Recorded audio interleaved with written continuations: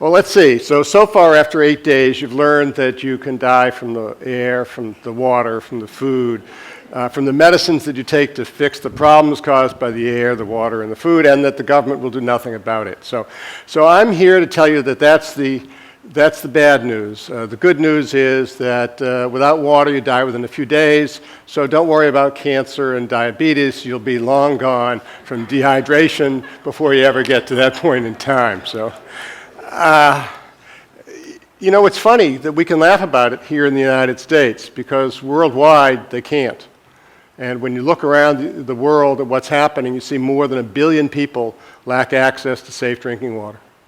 1 billion people. That's more than 3 times the population of the United States. More than 2 billion people lack access to good sanitation.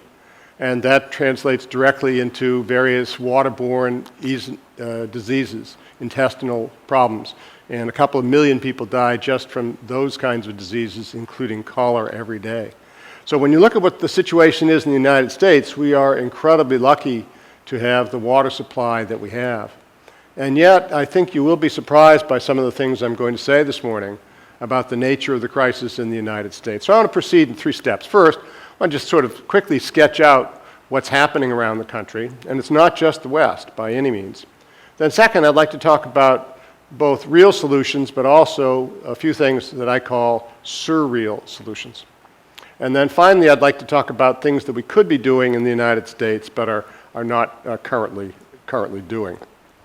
So first, I live in Arizona now. I grew up in the East in Massachusetts. And one of the great iconic Western writers, Ed Abbey, once said, "There's plenty of water in the Mojave Desert, unless you should try to establish a city where no city should be." Well, that, of course, is the city of Las Vegas. And here is the Bellagio fountain. It is the iconic emblem of Las Vegas. For some people, it's the reason to go to Las Vegas. For others, it's the reason to detest Las Vegas. The fountain alone cost $40 million. The fountain holds 27 million gallons of water. It has an 8-acre footprint. It has 250 heads that shoot water as high as 250 feet into the desert sky. It does seem to many people the epitome of wretched excess. But it isn't. It's really only the beginning. How many of you know about City Center in Las Vegas? A couple people. It's the latest development on the Strip. It's a 76-acre footprint. It has 6 skyscrapers ranging in height from 36 to 61 stories. At build-out, there will be an additional 50,000 people brought into Vegas, onto the Strip. And the funny thing about this this setting is its scale, for one. And if you look to the side of the photograph, way on the left, see that little shadow? That's the Monte Carlo Casino. That's one of the biggest casinos on the Strip, and yet it looks like a child's toy compared to what's going in next to it. Another striking thing is that there is only one casino in this entire complex. It's not about gaming. It's not about gambling. It's about the amenities of what Las Vegas brings. People from all over the U.S., from Canada, from the EU, from the Pacific Rim, are plunking down large chunks of cash for condos on the Las Vegas Strip, not to gamble, but for the nightlife, for the clubs, the entertaining, the boutiques, the fine dining, the shopping. Virtually every famous chef has a venue on the Las Vegas Strip. That's what's bringing people to Las Vegas. But there's a problem, and it's a serious problem. And the problem is that Las Vegas has run out of water. And the head of the Southern Nevada Water Authority, Patricia Mulroy, until she retired a few months ago, was a little late in coming to this realization, but she eventually realized that they had a problem, and she became a convert to conservation. And like many converts to religion or other isms, she had a passion and a determination to do something about it. So one of the things she did was immediately start to pay people to rip out their lawns. That was $200 per square foot. I'm sorry, $2 per square foot. And she put $200 million on the table to do this. So if you look around Las Vegas now, you'll see a fraction of the lawns that you used to see. The next thing she did is she offered to build desalination plants for the cities of Tijuana and San Diego on the Pacific coast. In turn, she would take their Colorado River water out of Lake Mead. Third thing she did, she embarked on building a $3 billion, that's with a B, billion-dollar pipeline to import groundwater from the central part of Nevada on the border with Utah. And the people up there didn't think this was such a good idea, the big city coming in and taking away their water. And if you think about your American history, you realize that the people up in that area were some of the original pioneers, the settlers of the Church of Jesus Christ of Latter-day Saints, the Mormons. And they're unhappy. But from my perspective, as a lawyer who finds fights over water fascinating, what could be better than a fight that pits Sin City against the Mormons? There's one other thing that Pat Mulroy did to try to persuade people to save water, and that is she ran public service announcements like the following one. So think about how well this would play in your home community.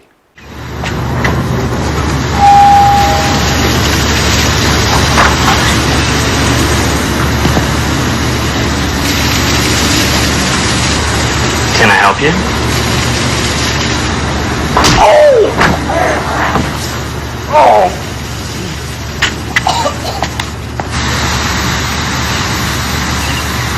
To find your watering schedule, go to changeyourclock.com. So Las Vegas has a different sense about what's appropriate for television than some other communities. All right, well, let me get this straight. So she's threatening you with bodily harm. She's trying to steal the Mormons' water. But how can she possibly justify the water use on the Strip, the Bellagio Hotel, the Venetian lagoons, the pirate lakes and the like? Well, actually pretty easily. Because when Steve Wynn, the developer of the Bellagio, came to her with this proposal, he said, look, I just got to have a water feature. That's my concept of the Bellagio. And so she said to him, okay, Steve, are you prepared to double plumb the hotel? Are you prepared to build a reverse osmosis system and treat up the contaminated water? Are you prepared to install low-flow fixtures, instant hot water? She had a long list.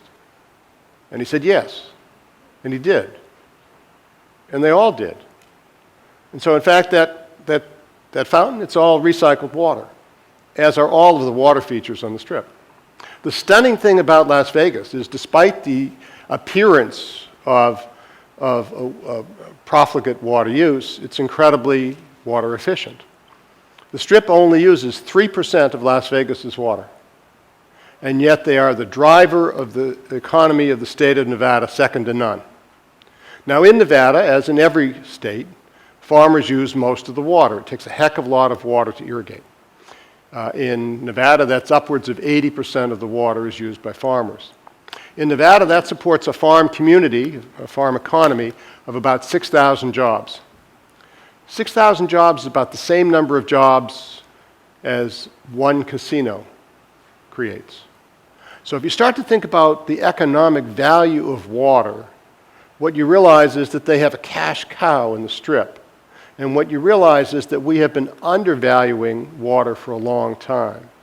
And so despite Las Vegas's naughty slogan about what happens there stays here, when it comes to water, it's the furthest from the truth. And what you're seeing right now as we sit here this morning in Southern California are cities paying people to rip out lawns, just like Pat Mulroy pioneered 10 or 15 years ago. So one of our wisest founding fathers, Ben Franklin, once said that when the well's dry, we know the worth of water. Great quote. He was wrong. The fact is, we Americans are spoiled. When we wake up in the morning, we turn on that tap, and out comes as much water as we want for less than we pay for cell phone service or for cable television. When most of us think of water, we think of it as like the air, as infinite and inexhaustible, when for all practical purposes it's very finite and quite exhaustible. So the crisis.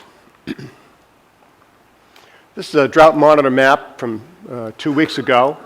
The rains in Texas would change that a bit, in Oklahoma the last few days. but probably not to eliminate the drought that's been going on. Of course, the bullseye is California and Oregon and Nevada, that dark, deep, terrible color for the most extreme drought imaginable. But Texas has not been immune. They've been in drought for 4 years. In a little town called Plainview, the Cargill meatpacking company closed there 2 years ago. There just wasn't enough cattle for them to process, and so they closed the plant. And you want to talk about devastation to a community. The plant employed 2,300 people. The entire population of the town was 22,000. So all the good jobs gone in a flash. Really incredible value associated with water. Here's a photograph of just a couple months ago, well actually 4 months ago, in January of this year, of the High Sierra. This is taken at about 8,000 feet. And for those of you who aren't familiar with what should be happening in a mountain in the west, you shouldn't see land. You shouldn't see dirt. All you should see is yards of snow, and sometimes would be as high as the ceiling in this room. This is the water supply for the state of California. Not the only one, but a very, very important one. And it is very, very bleak. Here's Lake Mead, which is the water supply somewhat for California, but also for 6 other western states, including my own of Arizona. That bathtub ring around it shows you just how low it is. Lake Mead has not been lower since they built the dam in the 1930s. And we have basically a structural deficit. There's more water being taken out of the system every year than there's water coming in. Well, it's like your bank account. You can't keep doing that. Eventually your bank account goes dry, and that's what's happening here. The U.S. Bureau of Reclamation that runs the dams on the system predicts that maybe as early as next year, Nevada and Arizona are going to start to take shortages on the Colorado River. But it's not just a western problem, though it's an enormous western problem. And it's not just an arid lands problem. It's also an eastern problem and a humid problem. This is Lake Lanier, which is the principal water supply for the city of Atlanta. This was about 5 years ago. And then Lake Lanier came within 90 days of running out of water. For a population of 4.5 million people, they almost ran out of water. Now, as sensible people, you would think that, well, of course, Georgia officials took aggressive action to deal with this problem. But the odd thing is, you would be wrong. They didn't. Oh, to be sure, they passed some modest regulations on watering lawns, filling swimming pools, washing cars. They did do that. But not much else, and they still haven't. At the time, the governor finally decided he needed to do something dramatic. And so what he decided to do was to gather with people on the steps of the Capitol, ministers and people of faith, and to pray for rain. Now I have no doubt that prayer can be a powerful medium, no doubt whatsoever. But this governor wasn't a guy to take chances, because he didn't schedule the prayer vigil until weather forecasters predicted it was going to rain. Then he had the prayer vigil. Funny thing, it rained. So the power of prayer. Then the state legislature got in the business. So see up at the top there, the border with Tennessee and the Tennessee River? So the Georgia legislature passed a resolution that said that the survey that set that border was wrong, and that the state of Georgia should be moved 1 mile north, which just serendipitously brings that little hook in the Tennessee River down into Georgia, where they can insert their straws and start sucking away to their heart's content. What the state did not do, and still has not done, is limit groundwater pumping. You do not even need a permit to drill a well in Georgia unless you are going to pump more than 100,000 gallons of water per day. Then you need a permit, and the permit's easy to come by. So it's not just affecting Georgia, it's also affecting Florida. And if you follow the river down to the Apalachicola River, you see that ends up in an estuary down at the border in that part of Florida, just west of Tallahassee. It's quite a beautiful place. It's a major oyster fishery.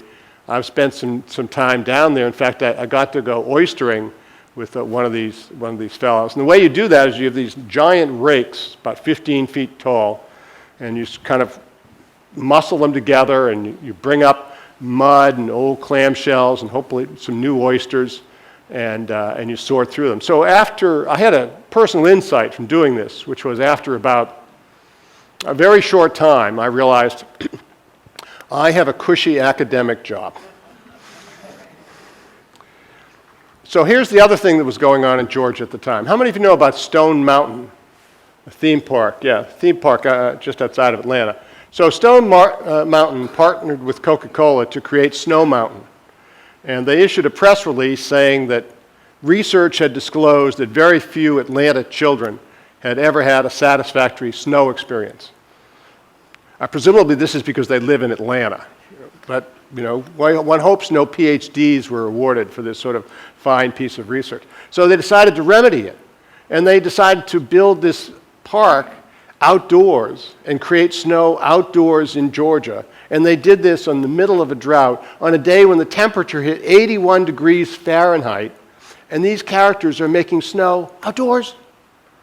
We humans have an infinite capacity to deny reality. And so the reality is the hydro-illogical cycle. Start on the bottom, drought makes you aware, you become concerned, you panic, and then it rains. And then forget it, nothing happens. And that literally is what happened in Georgia. Nothing changed. But no, you may be saying, but what's wrong with that? It was a drought, and a drought by definition is abnormally dry weather, and eventually you return to normalcy. Well, can you say climate change? But even if you don't believe in climate change, the dryness is really quite palpable. And in the case of Georgia, what's going on is that this drought was no different than earlier droughts, but it was more severe. Well, why was it more severe? One simple reason: population growth. You want the elephant in the room of every environmental problem? There's too many of us and we're growing too fast. Population growth. In the situation of Atlanta, they add about 100,000 people per year to the metropolitan area. They have the hideous traffic jams. They have a part of Interstate 75 that's just a bottleneck. It's bumper to bumper every day. And they figure they have to do something about it. Now, what they're going to do is to widen the road. The road, ladies and gentlemen, is already 15 lanes wide. And they're going to end up with a road that's 23 lanes wide. These are people who do not want to look at themselves in the mirror and say, maybe there's something about what we're doing that ought to be the focus of our attention. So what are we going to do about it? If I've convinced you that we got a problem, what are the solutions? Well, it may be simple-minded, but I think it's basically the problem of supply and demand. And the demand for water comes in a variety of ways. One of my favorites, and I think one of the most indulgent things, is this photo. This is Kohler's power shower. If you'll notice, it has 10 shower heads to get her wet, each of which has enough water pressure to take paint off walls. So this is very popular in Phoenix, which is why we in Tucson look down our noses at people in Phoenix for their sort of profligate water use. Another example would be bottled water. I was the first to blow the whistle about bottled water about a dozen years ago in my book, Water Follies, particularly the use of spring water that interferes with blue ribbon trout streams and the like. At that point, virtually every student in my class would have a bottle of water next to them. Now they do, but it's a recyclable water and it's tap water. As you know, bottled water costs about 1,000 times more than tap water. It's no better than tap water. It's not regulated as well as tap water. It's really quite stunning. Rather than go down that argument, I would instead say, if you've not seen the Penn and Teller skit about bottled water, how many of you may have seen it? Yeah, it's great. So it's on their Showtime cable channel, and go check it out. So it shows a fancy California restaurant, but instead of a wine steward with an apron over his arm, it's a water steward. And he's presenting the patrons with this menu, this water list rather than a wine list, and he's describing the features of this water. And the next scene, you see them sort of swirling this water around in a glass, sniffing it, and commenting about its Arctic flavors and glacier, stuff like that. Then the clip goes to the backyard where Penn's out there with a garden hose, filling all the bottles of water. So there are some indulgent things and ways that we use water, but there are also some really serious new demands for water that we need to pay attention to. And the one I'd like to focus on, really the poster child, is ethanol use. Now, I don't have a dog on the fight on whether ethanol is a good or bad return on investment for the energy produced. You get into some complicated stuff. Instead, I will tell you this. U.S. energy policy has developed in utter disregard of the water implications of the policy. And this is classically the case of ethanol. It takes, in a plant that refines ethanol, it takes as much, even a new plant that recycles water, it takes as much as 4 gallons of water to refine 1 gallon of ethanol. So a 50 million gallon plant would basically be a 200 million gallons of water, and you can see they're dotted all over the country. But that turns out to be the drop in the bucket, because first you have to grow the corn. And corn's a very thirsty crop, and if you grow corn in a place like California or Colorado or Kansas, Nebraska, you're talking about 2,500 gallons of water to grow enough corn to refine 1 gallon of ethanol. Well, now you start to do the multiplication tables, and that's a lot of zeros at the end about how much water is involved in producing ethanol. And the latest energy phase to come along is fracking, and I expect you've heard a bit of that in the last few days. There are some very serious quality issues associated with the chemicals they use in fracking and also with the water that they pump back out. But I just want to concentrate on the water itself. It's not a lot of water per well as water goes. It's 5 million gallons. It's not a drop in the bucket, but compared to how much water farmers use, it's not much. The problem with fracking is a lot of it is going on in places that are already water stressed. So when you start to talk about new wells at 5 million gallons per pop, you start to exacerbate the tensions over water use that are already in place. But all of this is driven by our seemingly insatiable demand for energy.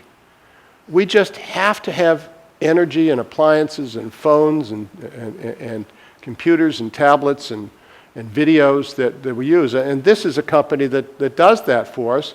And they need a heck of a lot of water. But you would never guess what company it is. It's Google. Google? Wait a minute, I thought they had that Mountain View campus with massage parlors and people that feed you sushi and stuff like that. Isn't that the job of being a Google employee? Well, that's the job of writing the code. But when you press that search button on your engine or you upload a piece of video, then what cranks up is this. It's what Google calls, it's the inside of that building. It's a server farm or a data center. So you've heard about the cloud? Well, where is the cloud? Well, it's not in the air. It's in these industrial buildings scattered all around the United States. There are tens of thousands of them, each of which can take as much energy as a decent-sized city. And our desire for 7 nines reliability to figure out what have the Kardashians been tweeting? Or do you know that 100 hours of video are uploaded on YouTube every minute? 100 hours. I'm sorry, ladies and gentlemen. The videos of your cat are not that interesting.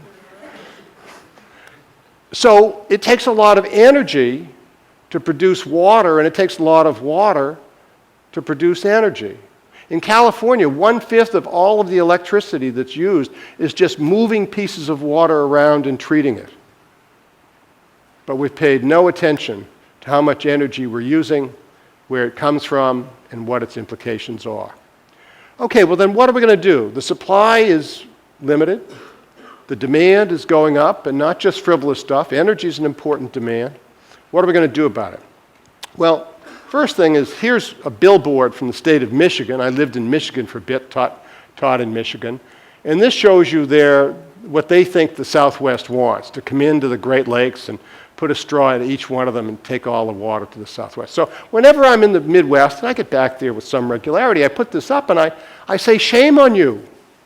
This is a scurrilous attack on those of us in the Southwest. The idea that we want to divert all of the Great Lakes is silly. How about we just divert one of the smaller ones? So there are people still proposing such things, diverting icebergs from the Arctic, towing them south, diverting a river from British Columbia, though seldom do they ask the Canadians whether they think this is a good idea.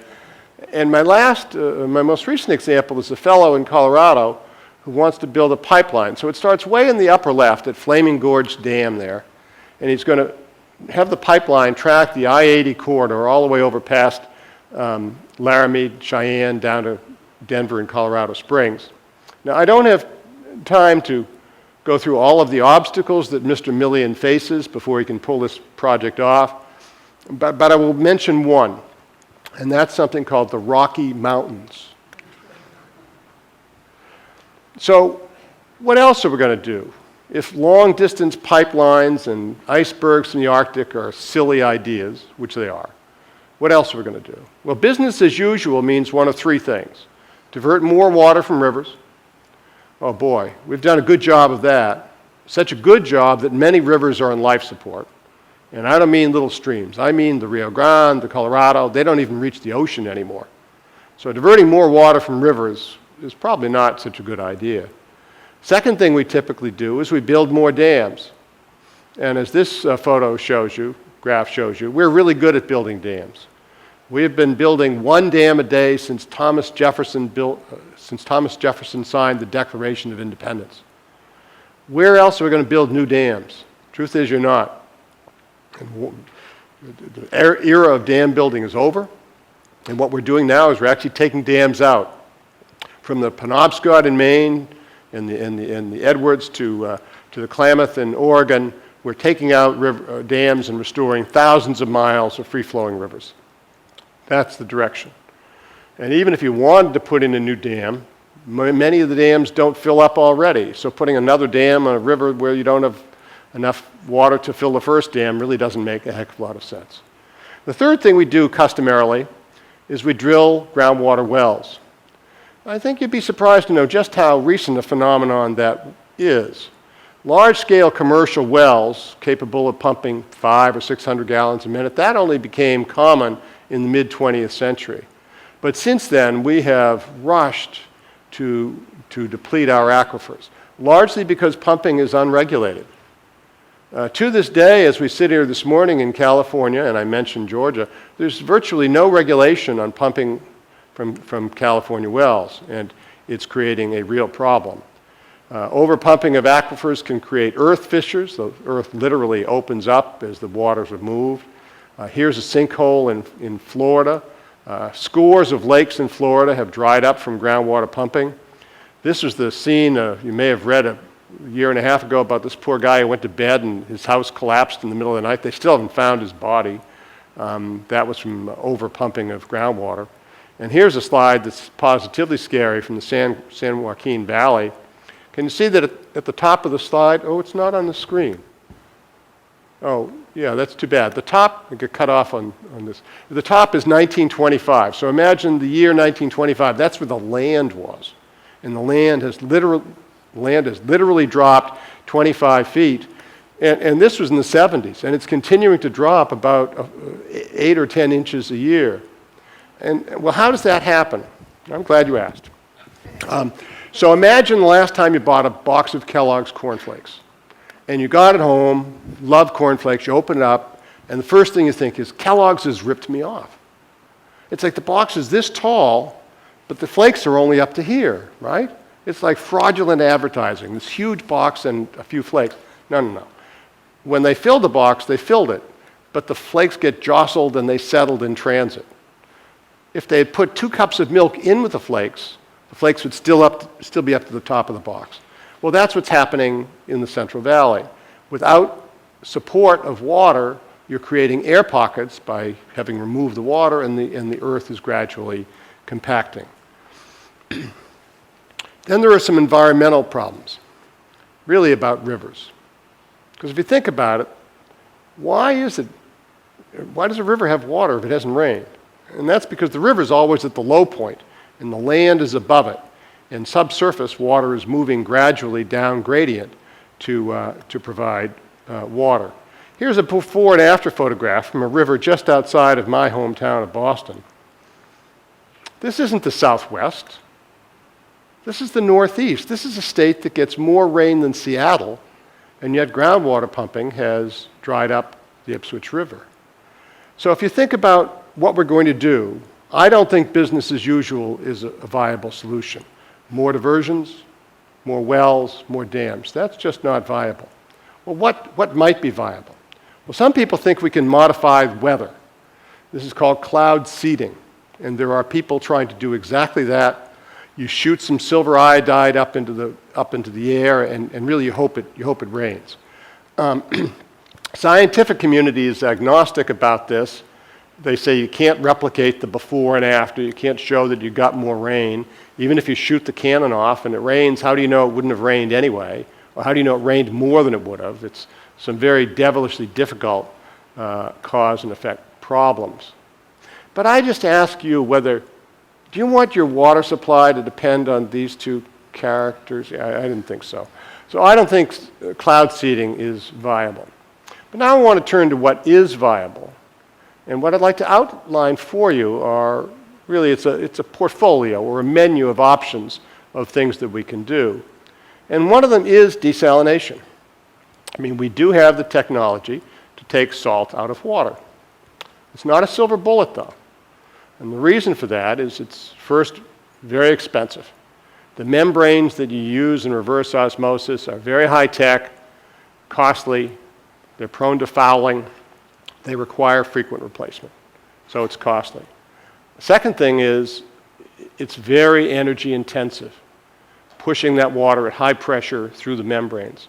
So it reinforces the energy-water connection, and the more energy you use, we now know, the more water you use to produce the energy, and you're in this cycle. And the third challenge for desal is, what do you do with the salt that's left over? It doesn't go away. It's all concentrated into a brine stream.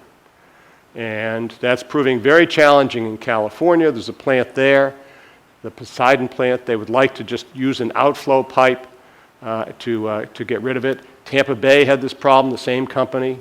Poseidon built the Tampa Bay one years ago. The environmental community in Florida on the West Coast is very concerned about this really salty water mixing with tidal water and affecting nursery conditions. So it's a challenge. Still, it's on the table. And if you have a high value use and few other options, desal will be part of the portfolio going forward. Much more viable is reuse. Now, this has taken had a bit of a bad rap with the press. They've dubbed it the toilet to tap proposal, and there's Fido. I'm not here to advocate that you elbow Fido out of the way. Okay, that's not my message this morning. I am here to say that reclaimed water that's been sent back to the water treatment facility and cleaned up, is a perfectly fine source of water for lots of uses. In Tucson, about 10% of the water that Tucson Water provides is reclaimed water. It's used for watering golf courses, highways, parks, other vegetation area. You may have noticed a sign right out in the driveway that this is reclaimed water for some of the plantings around the facility here. Google's starting to use reclaimed water in some of its server farms. So there's a lot of things we can do with reclaimed water. And the best part of it is you already have the water. It's water right there. And what you need to do is to figure out how you're going to move it around.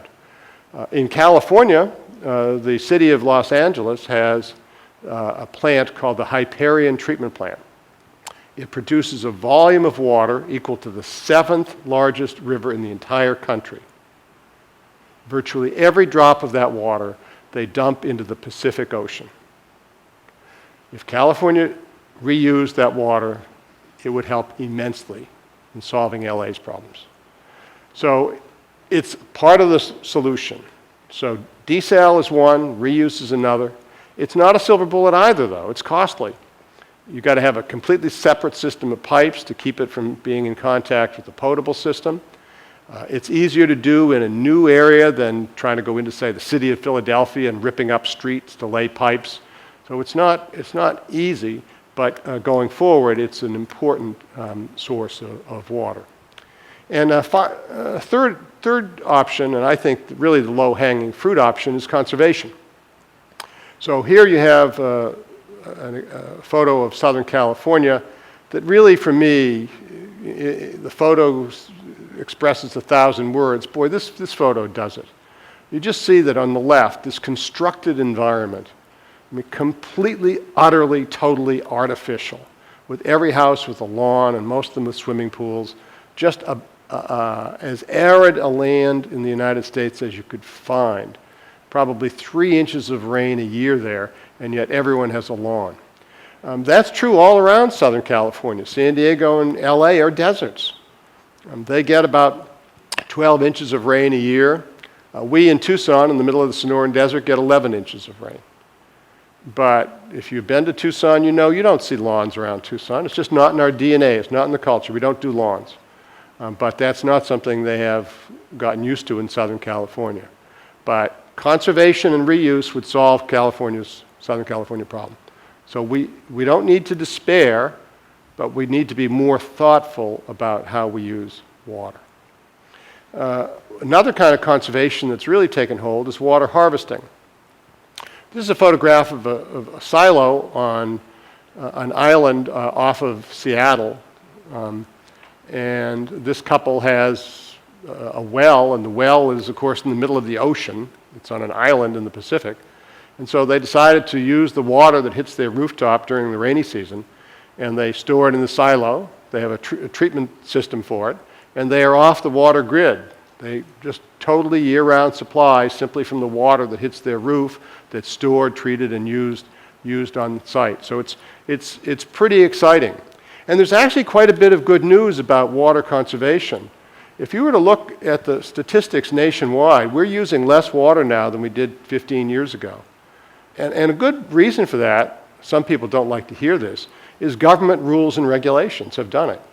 The Clean Water Act has forced utilities and power plants and companies like Intel and Motorola to clean up their water. They're using a heck of a lot less.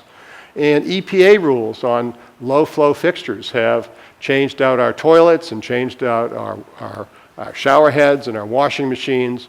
All of those use a heck of a lot of water, and we're using less water. So there is a good story behind the conservation message. Well, in the time I have left, I'd like to talk with you about 3 things that we're not doing in the United States that I think we should be doing to solve the water crisis. So first, I want to take dead aim at the flush toilet.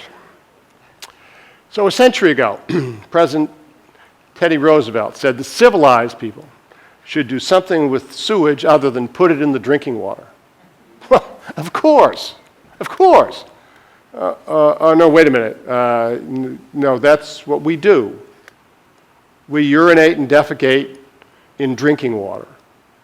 And then we send it back to the treatment plant to treat it and to send it back again so we can shit in it again. Now, if that's not the definition of insanity, I don't know what is. Now, the flush toilet's a very interesting aspect of modern life, and I think you may have heard some about how flush toilets in the 19th century developed as this enormous progress in public health. When you had cesspools and open latrines, you had all of cholera and typhoid and all of these other waterborne illnesses develop. And that initially, flush toilets were a great way to solve this public health concept. But I want to give you one factoid. Before the rise of flush toilets in the United States, people used 3 to 5 gallons of water per person. Today, it's 100, 200 gallons of water per person. It's largely the convenience of having piped-in water that has multiplied so the water use. And now when you think about 2015 and flush toilets, what you realize is this is a system that wastes water, wastes money, wastes energy. We treat to drinking quality water that we don't use to drink or cook. Fully a third of the water delivered to our homes we use outside. That would be perfectly fine untreated. Of the indoor use, fully a third of that we flush away. That's 6 billion gallons of water a day, 2 trillion gallons of water a year, just to get rid of human waste. So waste water, waste money, waste energy. And there's another component. The water that we get back has some problems because traditional wastewater treatment plants do not remove what the EPA calls emerging contaminants. These are endocrine disrupting compounds, and I expect you've probably heard a little bit about that in the last few days. Basically, they're antibiotics, they're hormone supplements, they're anything we get from a brown bottle from the pharmacy, any script. Many of those compounds have very powerful chemicals, and those chemicals are not removed from the treatment plant. And researchers at the University of Arizona have studied water downstream from these plants, and they have found intersex frogs, deformed fish, pretty scary stuff, basic genetics, who's a boy and who's a girl. And it turns out that what's in the water really depends on the community. I tell a funny story in the book about an upscale Connecticut community that sampled its water, and they found that cocaine and ecstasy use spiked on the weekend. Well, I don't care what you do when you're off time. I don't want to be drinking the fun that you had over the weekend. That's not my idea of good public health. So the time is right. Our infrastructure in the United States needs a tremendous amount of overhaul. There are main water leaks to the tune of 250,000 breaks a year in the United States. We need to replace the pipes and the plumbing. Let's figure out something else to do with human waste other than put it in the drinking water. So let's have a national, thank you. We can do this. Let's have a national commission to figure out what to do. Already there are waterless urinals. They're all around the campus where I teach at the University of Arizona. You see them increasingly in ball fields. Those things work fine. There are composting and incinerating toilets. Whether they're ready for prime time, probably not. But let's put the energy and creativity of our engineers and scientists and inventors to work to make sure that we can figure out something else to do with human waste. Now this, for some people, is a hard sell, and I understand that. I would not personally have put the flush toilet at the top of my list, but that's why free speech exists, so people can do that. Okay, the second thing I want to really talk with you seriously about is the price of water. Frankly, you don't pay anything for it. I mean that literally, nothing. Nothing. Even when you do write a check to a water utility, either the municipal water department or a private corporation regulated by the State Public Utility Commission, even when you do that, it's not for water. It's for the cost of service. So you add up the cost of the utility, of pumping water, of treating the water, of delivering the water, the energy costs, all the rest of that, fixing the pipes, building the system. That's what you're paying for, the system. There's no commodity charge for water. And remarkably, in some communities, there's not even a commodity charge. Would you believe, in the middle of this drought, that the cities of Sacramento and Fresno still have hundreds of thousands of homes without meters? No water meters? You cannot manage what you do not measure. You can't do it. And fully a third of American rate structures for water are either flat rates or decreasing block rates, so that the more water you use, the less you pay for the final unit of water. Well, my goodness, this is bizarre. So what I advocate is for increasing block rates. Now let's be clear, let's start with the human right to water. If the richest country in the history of the world can't make that commitment, then we're a sorry lot. Let's just do it. It's the right thing to do. But it's not that much water. It turns out maybe 12 to 15 gallons a day per person will get basic human needs handled. If you multiply that by 300 million Americans, what do you come up with? 1% of the water that we use daily in the United States. So let's do that. Let's just do it because it's the right thing to do. Then we can have an adult discussion about how to price the other 99%. And I think it needs to be with increasing block rates to create the incentive to use less. Now this is controversial too. And whenever I'm on stage in the presence of elected officials and I start talking about raising water rates, they look around for their chief of staff like, why am I on the stage with you? This is terrible. Well, frankly, I don't care about that. And the reason why I don't care about that is because I have tenure.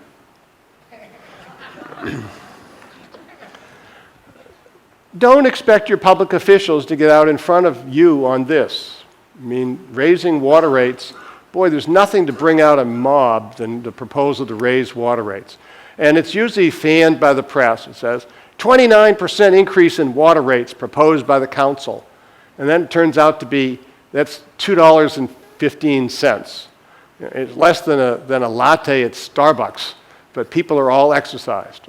And I think it's because they have this imagination, this imaginary sense that water is infinite and like air, but it isn't.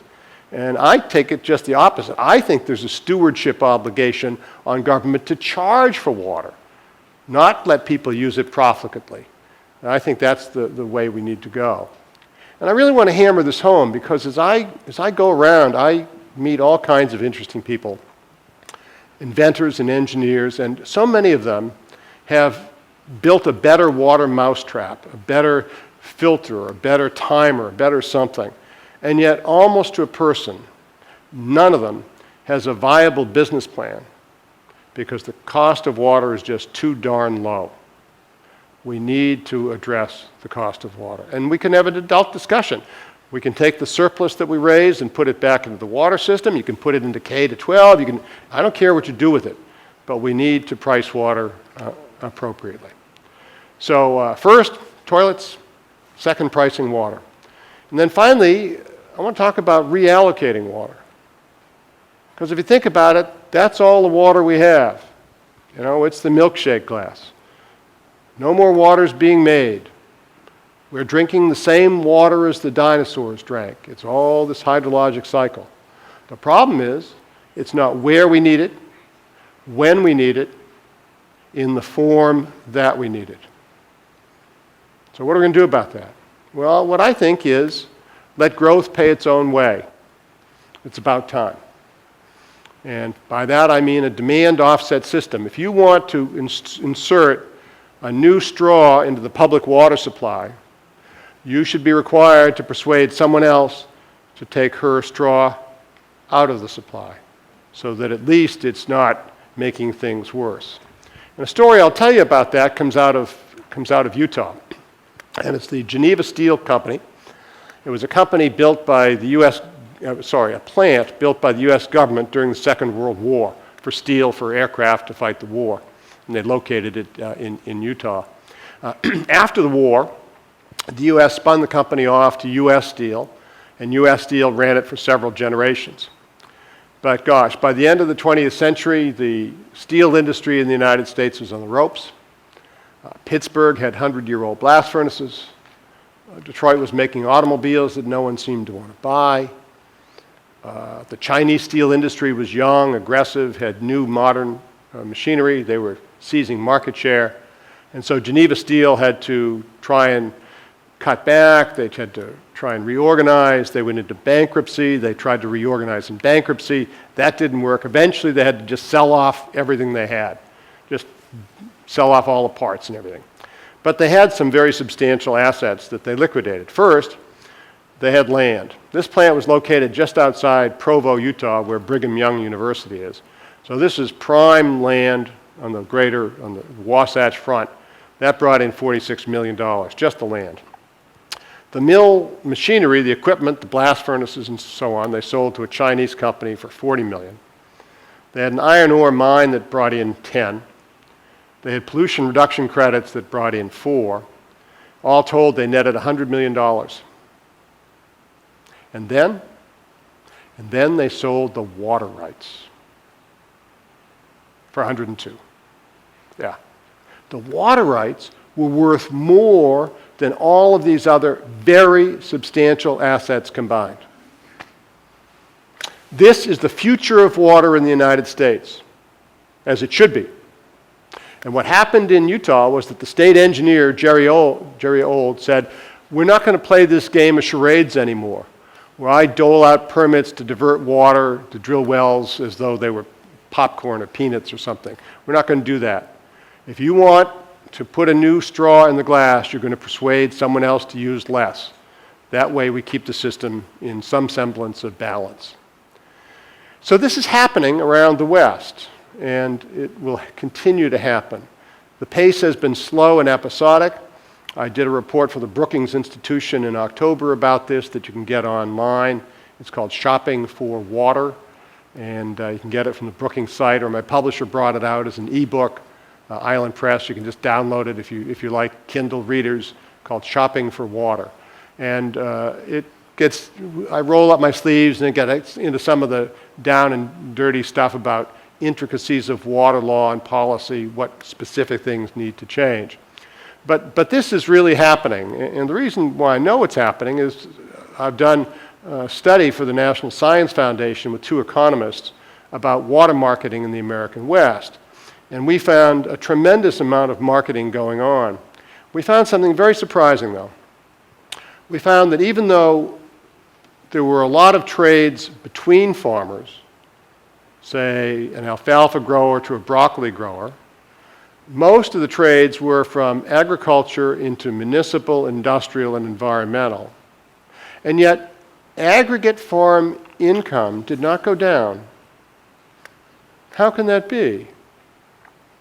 Well, because farmers are savvy business people, and when a developer comes to a farmer and says, I want to buy some of your water rights, she might say, no, I like farming, I don't want to sell. End of story. She might say, how much was that again? Okay, and she talks to her family and says, that land out by the barn, it's all clay soil, pretty low yield, 1 bushels per acre, why don't we fallow it? And so they take the deal. Or in another story I tell in the book, a ranching family in Oregon said, that's $700,000. We could do a lot of modernization of farm infrastructure. We could not use earthen canals anymore. We could move from flood irrigation, which is very wasteful and inefficient, into a center pivot system or into drip or micro systems, and leave water as the environmental group that's paying us would like us to for the fish at the end of the season, and that's what they did. So you end up growing the same amount of product but with less water, and the water's freed up for some other users. And a final thing that farmers are doing is they're adjusting their crop mix. This is a photograph from Yuma, Arizona. This is cultivation of iceberg lettuce. Yuma is the iceberg capital, really.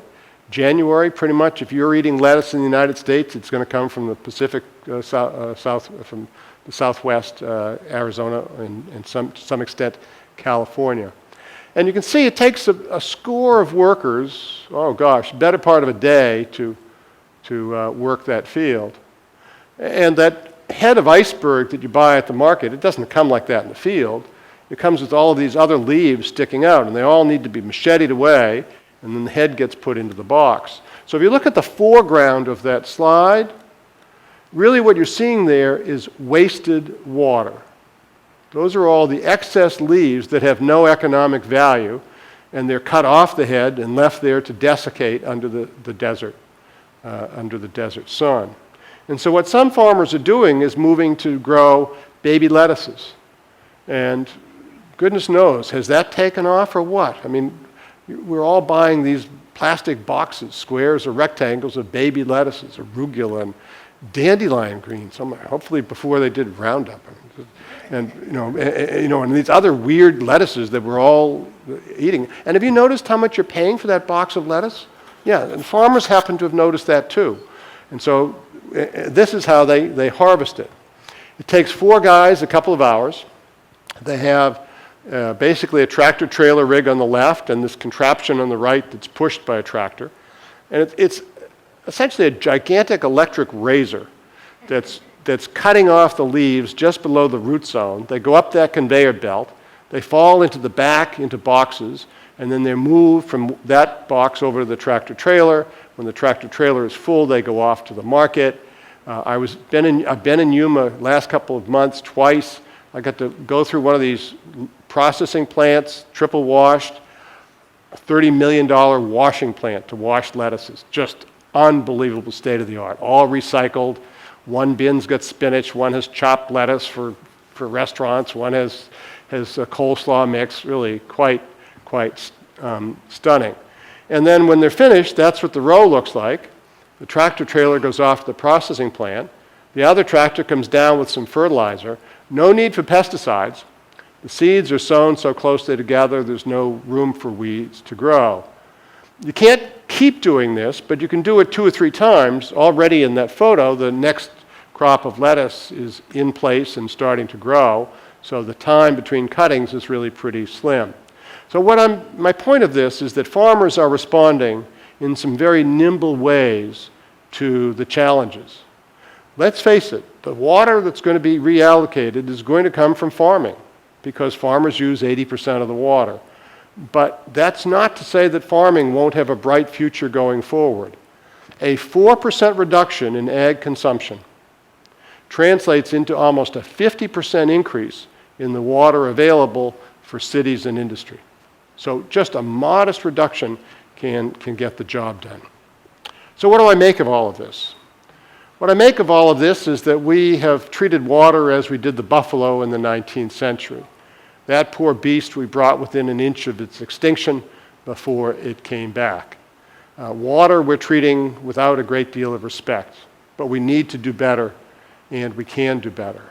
And the menu that I have set out this morning, I think, suggests that conservation, reuse, desalination are all part of the menu going forward.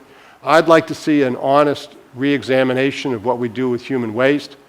But even beside that, I certainly know that we need to put price signals on the table to encourage conservation and the reallocation of water from lower value to higher value uses.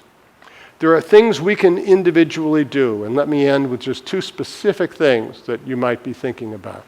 1, take a fresh look at that kitchen sink food disposal. If you use that food disposal 2 minutes a day, by the end of the month, you will have used as much as 150 gallons of water just to get rid of food scraps that you could either put in the garbage or in your compost pile. So that's just a very easy thing that we can each do to save some water. And the second thing you can do is turn off a light. One 60-watt incandescent bulb that burns 12 hours a day will, by the end of the year, consume as much as 6,300 gallons of water. One light. So don't be mindless about electricity. You save power, but you're also saving water from turning off the lights. So is the crisis real? You bet it's real. But a crisis is a time of opportunities. A crisis is a time when we still have choices to make between going down one path or another path. And I think the future is bright, and I'm optimistic. But what we really need, more than anything, is the political will and the moral courage to act. Thank you. Thanks. Thanks. I'd be glad to take some questions. Please. What about home gardeners? Home gardeners. We have our home gardens that we're growing or having water. Yeah, I have no problem with people growing gardens. I do have some friends in Tucson where I live that are into the sort of local food movement, and I just have to tell them, really, if you want to do it, go do it, but it's not a viable system in Tucson. And why do you think that you'd be any better using water than the commercial farmers who've been in the business a long time? But if it makes you feel good and you want to grow your own tomatoes, that's great. But I've occasionally had a garden in Tucson. I had one in Michigan. Nothing have I ever tasted was better than the tomatoes I grew in my own garden in Michigan. And you can do it carefully. In Tucson, I used drip irrigation for what I was growing, mostly like herbs and stuff like that. So I'm a big fan of eating local and home gardens. Sir? Hi. What about the meat industry? I saw one stat, it takes 660 gallons to make one hamburger. Yeah. And the consumption from the feed producing the corn to feeding the animals and slaughtering. Yeah, it's a huge production, the beef industry. It's usually called the water footprint, and people try and see, how much water is in a wool suit or in a pair of dungarees or a cotton shirt or something like that, and food products as well. One that you've probably been seeing the last couple of months is it takes a gallon of water to grow an almond. You've seen that sort of implicitly a criticism of almond growers. I don't have that same take. It takes 158 gallons of water to grow a watermelon. The truth is, anything you grow takes a heck of a lot of water. It doesn't matter. Irrigation for food or for non-food stuff that you're growing is a very, very intensive. But the meat industry takes 10 plus more times the same water absolutely than any other source. 1 acre of greens for protein needs 10 acres for animal husbandry, for meat industry. So why doesn't people really concentrate on that factor? Oh, Even the environmental groups don't address it.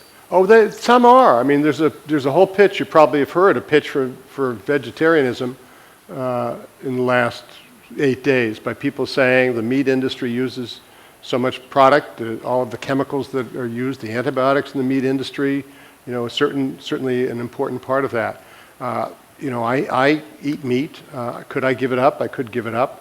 May I end up giving it up? I think you're going to see increasing costs for beef going up and other food products. And the more you have the market bear the cost of choices of food production, then more likely you'll see people converting to other forms of protein than meat. So I think that's an important contribution. Hi. Thank you for bringing awareness to the gluttony of people using water around the planet. The biggest culprit of water users happens to be Floridians. They use on average, 200 gallons per person per day. Yeah. I live in Florida, and my household uses less than 35 gallons per person per day. Does that shock you? Florida or you? Florida, Yeah. Florida, and our household using less than 35 gallons per day. Good for you. That's a very low number, 35. It is. Florida doesn't shock me. That's not my question, though. Okay, so we worked very, very diligently and consciously to get down that load. So I do appreciate you bringing awareness to the gluttony of the water and the importance of the hydrological cycle. I don't agree with your statement stewardship obligation for government to charge for water is accurate. I'm living proof. Mm-hmm. Stewardship obligation is for the individual to take complete 100% responsibility of how much water they use and where it is going. We have a septic drain field, and when you test our effluent, it has better standards than the nitrates and the phosphates for drinking water. So we are taking full responsibility for cleaning up the Floridan aquifer, 90% of which gives the water to the 19 million people in the state of Florida. I'm getting to, so we have solutions for cleaning up the water. Mm-hmm. Part of it is government control, not allowing people to do septic drain fields and making sure that you don't have 5 within a 1 mile square area that tends to contaminate the aquifer if you're not doing what we're doing. So there are solutions for cleaning this up.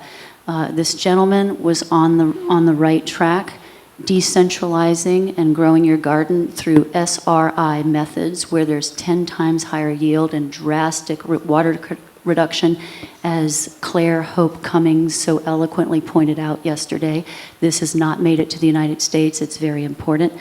And then I would like your comment, because you obviously believe in climate change, but part of the inconvenient truth of the real truth about health is the fact that one person, very esteemed medical doctor, brought forth petitionproject.org, in which in the United States alone there's 31,500 scientists that have debunked global warming, and 9,000 are PhDs, 2,500 are MDs, and you can actually go there and find out which scientists in your state and what the science is to debunk the government propaganda. Now, my question to you is I'd like your opinion on the following. United Nations Agenda 21, Sustainable Development Action Plan, is a blueprint for depopulation under the guise of saving the environment, implemented through fear-mongering with man-made global warming, water shortages, and the Endangered Species Act in order to push through global policies of tyranny and to usher in a very profitable cap-and-trade program for the governments, not you and me, as well as global water and carbon tax schemes to tax the very water you drink and the air you breathe. Would you comment, please? Any particular part you want me to comment? So let's take the stewardship thing first. I commend you. I mean, I wish all of my fellow citizens were as diligent and as conscientious as you are. They're not. And some of them just couldn't give a darn and won't buy in. You find some communities, I would say Tucson is among them, where the overwhelming number of people have bought in, and you're seeing people be good stewards of the land and of their water use. Some people aren't, and they won't. So using price signals to encourage people to use less water is a sensible tool in the box that I think we should implement. So I will just have to disagree on that. On the climate change, you know, I don't know where you're getting this data. I heard that. I find it curious. It's maybe because I see a lot of scientists who are working on this, and I see what happened at the Intergovernmental Panel on Climate Change and what they've done.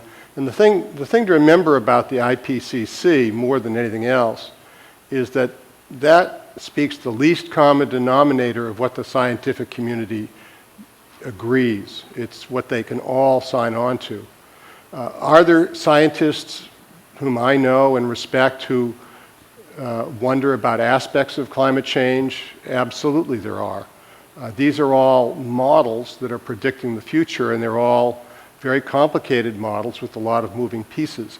That's why you're not seeing, very seldom will you see any climate scientists say anything about, say, the rains this week in Texas or the drought in California.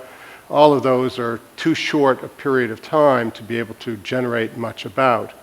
But when you look global-wide and you see that ocean temperatures are going up, the glaciers are melting, that the Arctic snowpacks are going down, that year after year of record heat is coming in, and on and on and on, the evidence is pretty overwhelming that change has occurred.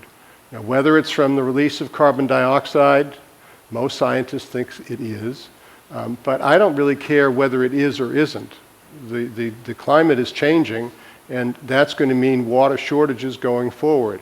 Just to give you one very concrete example, when you see that photograph of Lake Mead with the bathtub, what that means is that when that water gets down to Hoover Dam, there will be less electricity produced. That's less power. Nice, clean hydropower. Whether we should have built the dams to begin with, that's a different kettle of fish. But when you've got a dam there that's generating high-quality, clean power, for goodness sakes, that's a good option. Without that option, the power is going to have to come from someplace else, and right now that typically means natural gas is the ready fallback position. I'm curious, thank you for your presentation. I'm curious that you didn't mention Israel. Sure. They are the leader in the whole water topic, yeah, as far as everything, you know, from every aspect. And then also rain catchment, water from the air. There's just so many things worldwide that are happening. Yeah. Well, let me mention, so sure. I'm curious. Well, my talk was really about the United States, but let's take Israel first. Yeah, they're doing some great stuff. There's a company in Israel called Netafim, Netafim, and they've opened a U.S. branch, Netafim USA, and I've drunk the Kool-Aid on this. So let me tell you what they do. They do what's called subsurface drip irrigation. Now, we've all probably played in your garden, in my garden, with drip tubes, but this is large-scale commercial agriculture of alfalfa and cotton fields, and it's drip irrigation, and they are getting spectacular results. And so what I've been arguing for in op-eds and this report for Brookings last fall was we need really to focus on agricultural consumption, and a combination of subsurface drip as opposed to flood irrigation, combined with temporarily halting the growing of alfalfa during the summer when it takes 4 times as much water and produces yields that are low. Those two things would go a long way toward helping. As for the water from the air, well, that's really the rooftop that I was talking about on San Juan Island. That's water harvesting. I'm a big fan of people trying to conserve water in every way they can. One of the things that's very interesting in the water world is what's called green infrastructure. And that started in Seattle and in Portland, Oregon, as a way of keeping municipal water out of the Willamette River and Puget Sound. And that is when you get a rainstorm and it hits impermeable hard rooftops, highways, sidewalks and the like, it runs off quickly. And so what they're trying to figure out is a way to move the water more slowly so it doesn't contaminate the bays, and that's called green infrastructure. You could have gardens on roofs, you can have cuts in the curbs, trees growing on sidewalks, all kinds of neat stuff. Philadelphia is the East Coast city that's doing the most. DC's doing quite a bit too. I mean, if you think about DC, every time they get a big rainstorm, you end up with raw sewage in the Potomac River, because we foolishly combined our storm water system with our sewer system. And when you get all of that storm water hitting the sewer system water, it overwhelms the plant. So going forward, we certainly need to think about that. Well, I'm going to go outside and chat with you individually, but it's time to end the formal session. Thank you so much. Really appreciate you coming out. Thank you.